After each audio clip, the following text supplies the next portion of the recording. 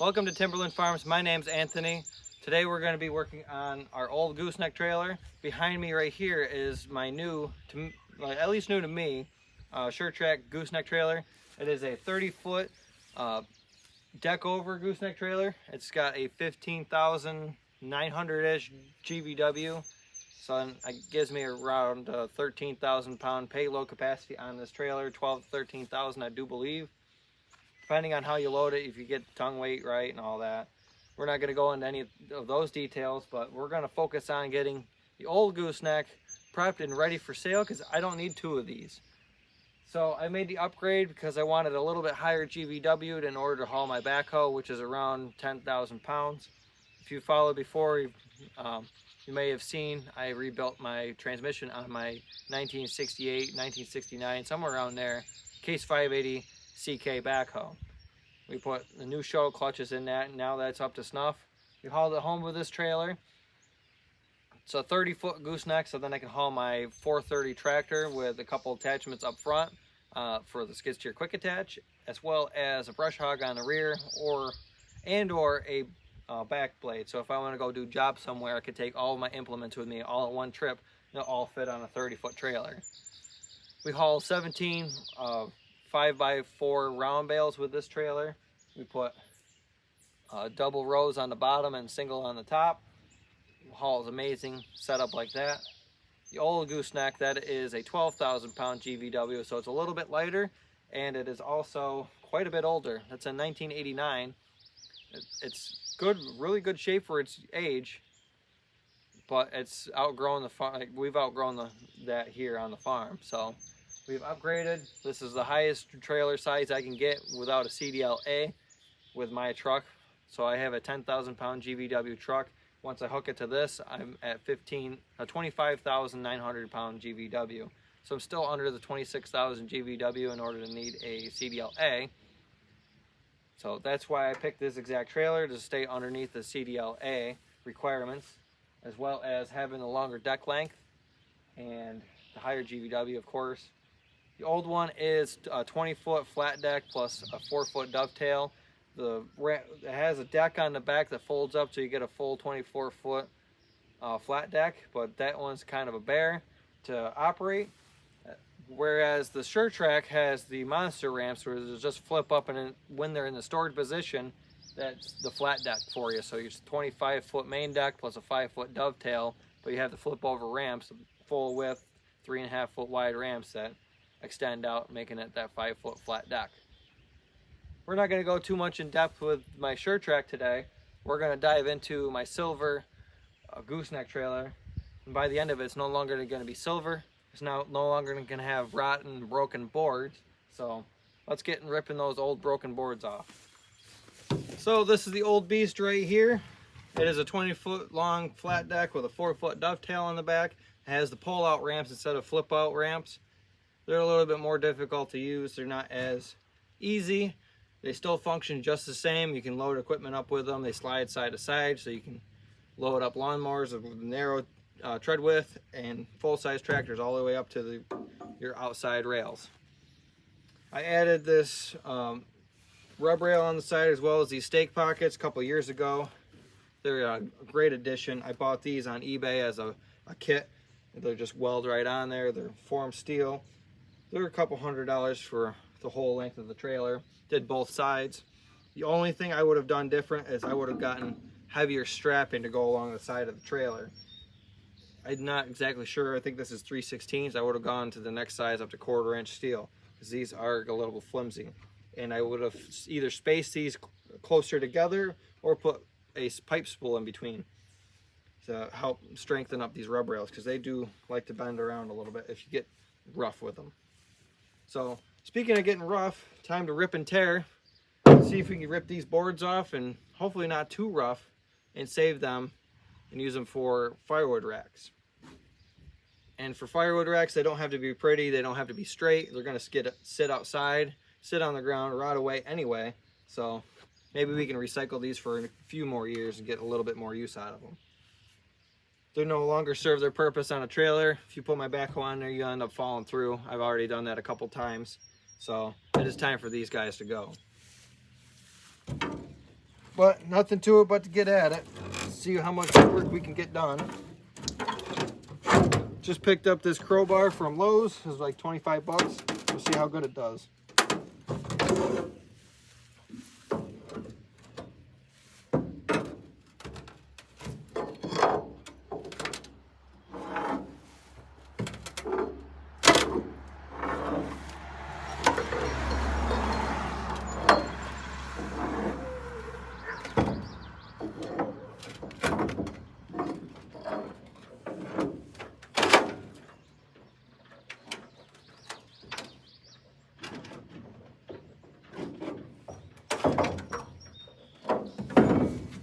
Nice thing with the new gooseneck, you got a nice little handle here.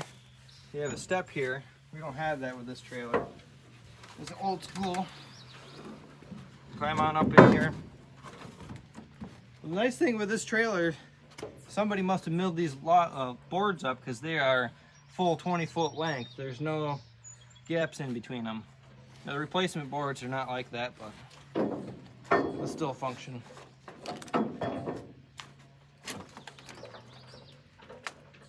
Wow. It's stuck.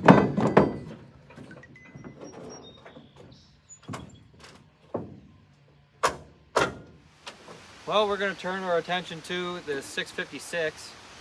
So instead of finishing up that gooseneck trailer and ripping the boards off, putting new ones on, we're going to leave it as it is. And we're going to trade it to a friend of mine for his 656 gas international harvester. This is a utility model. So it's got the swept back front axle. It makes a little bit better turning radius. It's been sitting here for a while, so we're going to see if we can get it to start. There is no battery, so we brought a jump pack with us. We're going to see if it fires on a jump pack.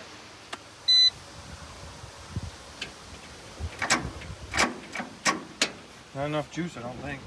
No, that drops right down to 9 volts. Ready? Set.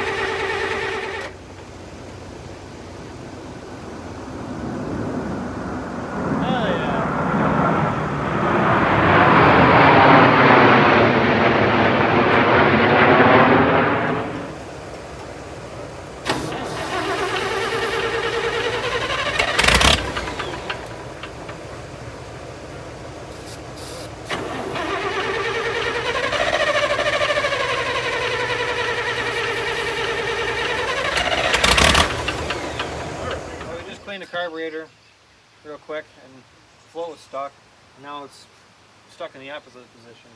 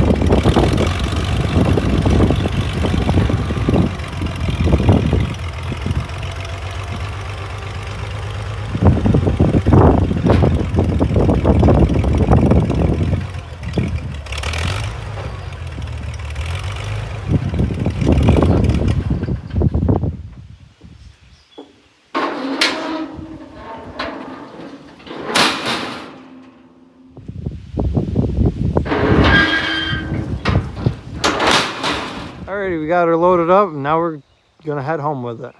It's all chained down. Gotta make the half-a-mile journey from this farm to ours. Alright, so we made it home.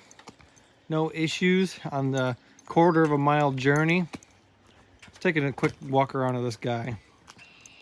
Not sure the year yet, but it's a 656 gas International. It is not the Farmall row crop, it's the International utility with a swept back front axle. Gives it a better turning radius. The low center seat and the lower floor pans. Has the 540 PTO on the back, category 2 3-point hitch, and a drawbar. It needs some tinkering. We got to clean out the carburetor. We were all having all sorts of issues trying to get this thing started. So now that we got the tractor home, I'm going to go give it a quick rinse here. Then we're going to soap it down. So I'm going to be using my DeWalt 20 volt power washer. It's not a pressure washer, but it's pretty close. And not having to deal with gas or anything, just pull this out. It's pretty handy. So I'm going to swap out to the turbo nozzle. We got a lot of built up grime that I can't even wipe off with my fingers. Now let's see what kind of damage this little pressure washer can do.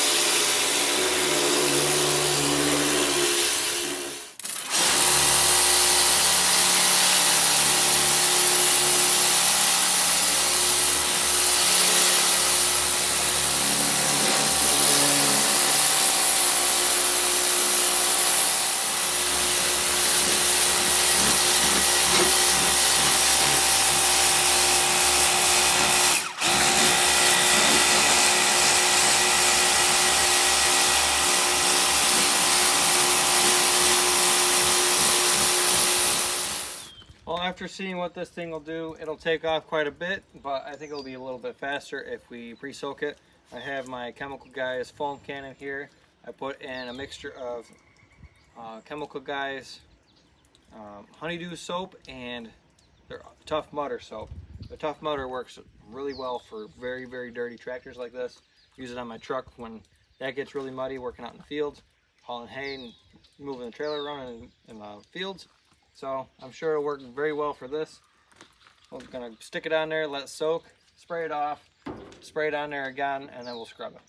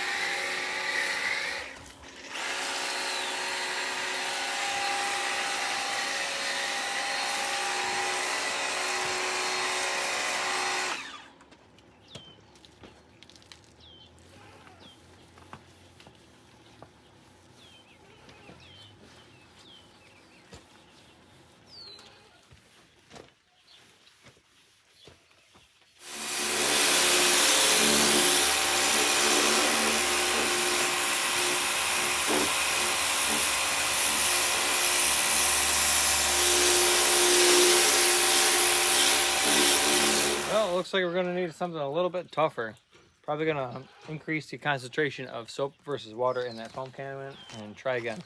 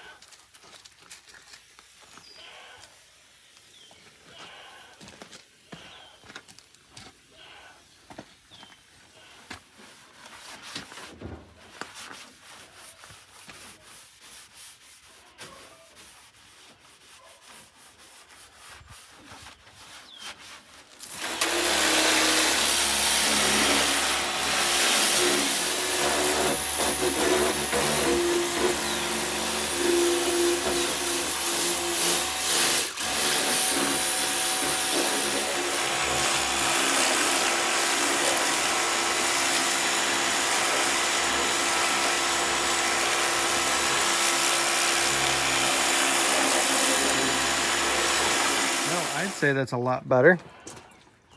So we've just finished giving this tractor a bath. I've already replaced the sediment bowl and the fuel line going to the carburetor.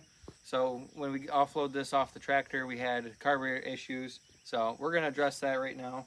So I've already pulled the carburetor apart. This is the top part of the carburetor that goes into the intake manifold. This is our float down here. Our float needle is sticking as it is overfilling with fuel. This is our float bowl down here. So I'm going to give this a good scrubbing, clean it up off the camera, and stick it back on the tractor and see if it runs any better. I'm telling you, this is greasy and varnishy. So in here, this is all sticky, nasty, varnishy.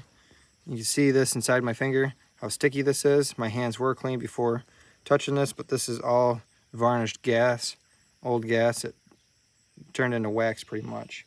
So we're going to get all this cleaned up out of here. I got a fresh can of carbon choke cleaner. I have a Scotch-Brite pad to get inside of that. I got a Scotch-Brite pad to clean that up.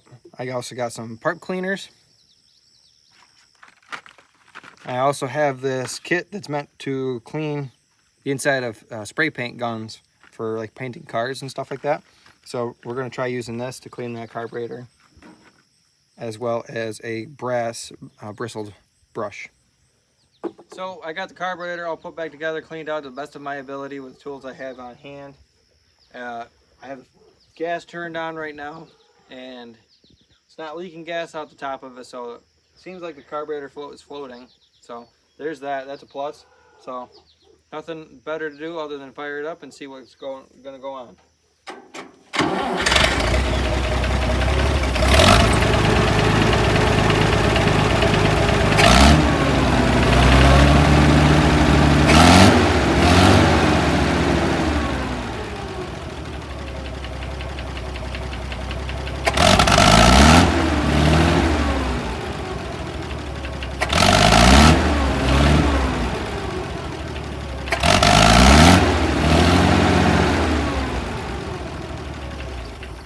So there is a little bit of a stumbling issue. Maybe it'll clear itself up, maybe not. If it doesn't clear up, I guess I'll go get a carburetor rebuild kit, see what we can manage with that. What are you doing, little thing? Hi there, little one. Somebody else is also excited to see this tractor start working. Hopefully we'll have this thing out in the field this weekend, baling some hay. Might get that on film. It's kind of busy this time of year, so try to stay tuned for that, maybe. Thanks for watching. Please like and subscribe. Stay tuned for more. And if you got anything from this video, you got any form of entertainment or information, please share with a friend. Spread the news, spread the word. I'll catch you later.